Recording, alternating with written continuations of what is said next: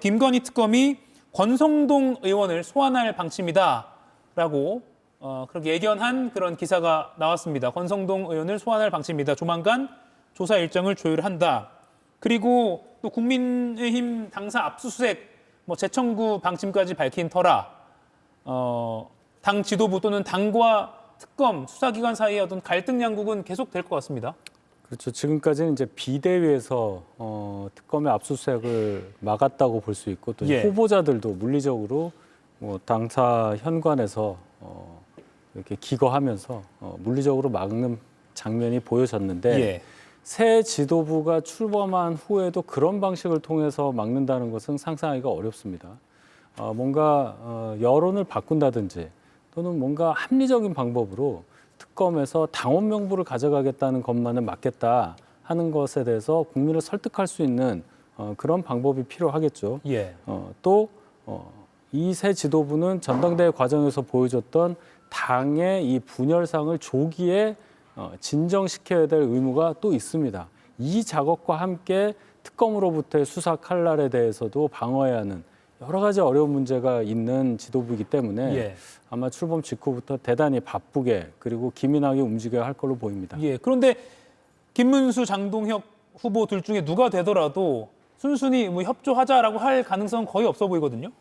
협조를 그 이미 제출 방식으로라도 해주면 제일 좋겠지만 협조할 가능성이 높아 보이진 않지만 그렇다고 해서 특검이 지금 당장 조사해야 하는 분명한 명분을 가지고 있으면서도 조사하지 않는다면 오히려 그것이 특검이 직무를 유기하는 것이 될 수 있기 때문에 이 부분에 대해서는 특검이 물러설 생각이 없을 것이고 또 물러서서도 안 된다고 생각합니다.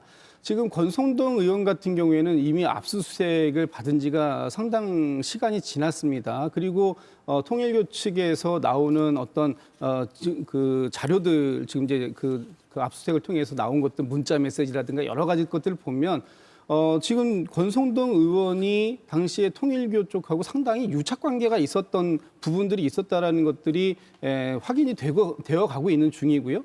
또 특히 통일교가 어떤 뇌물, 김건희 씨에 대한 뇌물 이런 것뿐만 아니라 조직적으로 집단적으로 국민의힘의 당원에 가입했고 또 그 가입된 조직된 힘을 가지고 국민의힘의 어떤 그 전당대회에 상당한 영향력을 행사하려고 했었다라고 하는 것들이 지금 사실상 증거로서 나오고 있는 상황들이에요. 이런 상황들이 있다라는 것을 알면서도 이 부분에 대해서 국민의힘이 극렬하게 저항하기 때문에 이걸 조사하지 않고 넘어가겠다? 이거는 말이 안 되는 방식이고요. 지금 그 국민의힘의 모든 500만 명의 당원 명부를 다 압수해가겠다라는 게 아니지 않습니까? 지금 특검이 확보하고 있는 통일교의 명단과 교인 명단과 특정한 시기에 국민의힘에 가입된 사람들의 명단을 대조하는 방식으로 해서 당시에 통일교가 조직적으로 집단적인 가입이 있었는지 여부를 확인하겠다. 이 부분에 대해서는 저는 국민의힘에서 적극적으로 협조해야 할 의무가 있다. 이렇게 보고 있습니다.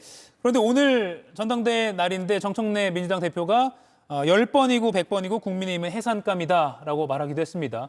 김, 장 둘 중에 누가 당선되더라도 글쎄요, 앞으로 여야 관계 녹록지 않을 것 같습니다.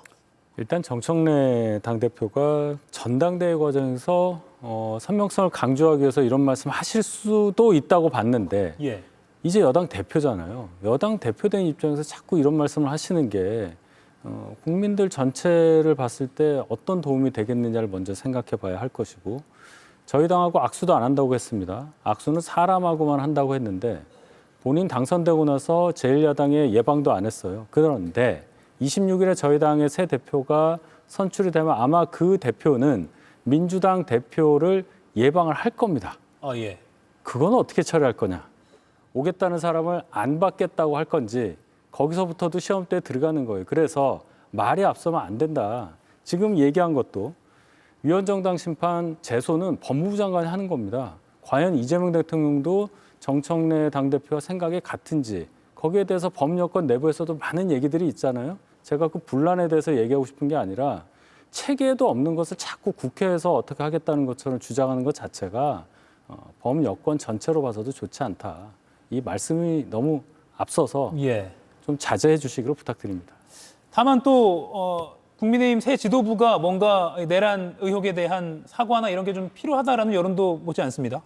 사과 정도는 당연한 것이고요. 예. 그건 기본입니다. 지금 국민의힘의 지도부가 12.3 비상계엄, 특히 내란 상황 사태에 대해서 옹호하는 발언을 아직까지도 지속적으로 하고 있다. 그렇다면은 과거의 통진당 사례를 보면은 통진당은 내란 예비 음모입니다. 예비 음모조차도 당이 해산되고 또 당시에 통진당 같은 경우는 내란 선동죄도 있었던 거거든요. 그럼 지금 국민의힘이 지난 8개월 동안 보여줬던 모습이 어떤 겁니까?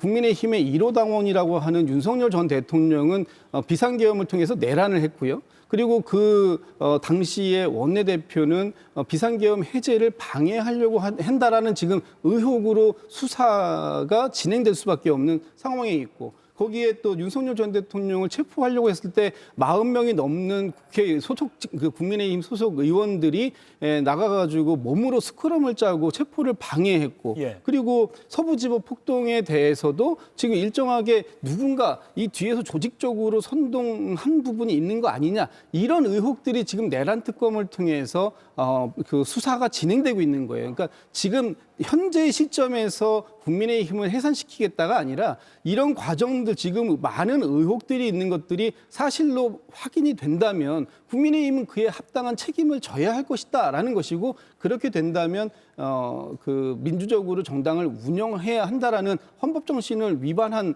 그런 측면으로 위헌정당 해산 심판에 청구 대상이 될 수 있다라는 부분을 지금 경고를 드리고 있는 겁니다. 그럼 지금 국민의힘이 해야 할 것은 무엇이겠습니까? 과거의 과오를 반성하고 사과하고, 그리고 그 부분과 절연하겠다고 하는 결연한 의지를 보여주는 것, 그것이 이번 전당대회를 통해서 나왔어야 되는데 나오지 않았다라고 했기 때문에 오히려 지금 국민의힘이 정당 해산의 길로 스스로 뚜벅뚜벅 걸어 들어가고 있는 거 아닐까라는 평가가 나올 수밖에 없는 것이다. 저는 그렇게 생각하고 있습니다. 예, 새로 출범할 지도부가 합당한 책임을 질지도 한번 지켜봐야 될 것 같습니다. 이가혁 라이브를 시청해 주셔서 고맙습니다. 이가혁 라이브는 평일 오후 5시 TV와 유튜브로 실시간으로도 함께 하실 수 있습니다.